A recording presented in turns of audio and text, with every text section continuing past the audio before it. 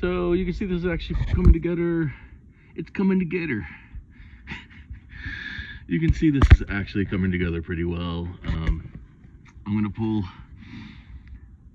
those stitches, so to speak, between the two tarps a little tighter, bring everything together, and then draw up the spinnaker pole, and boom.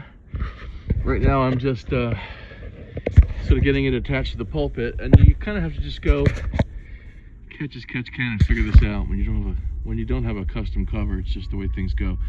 So you see, I took a shorter rope, I looped it around much the way I did the mast, just to keep the spinnaker pole in place, and then I'm using it to come across and out to both sides and give a little nesting place for that one grommet that sort of matches up with the side of the pulpit on both sides.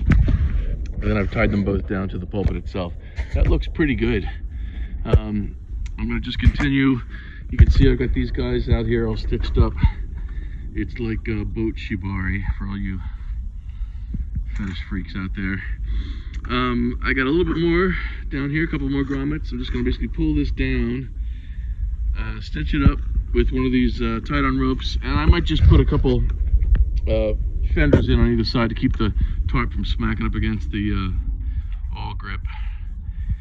And yeah, we're getting pretty good here. All right, more in a little bit.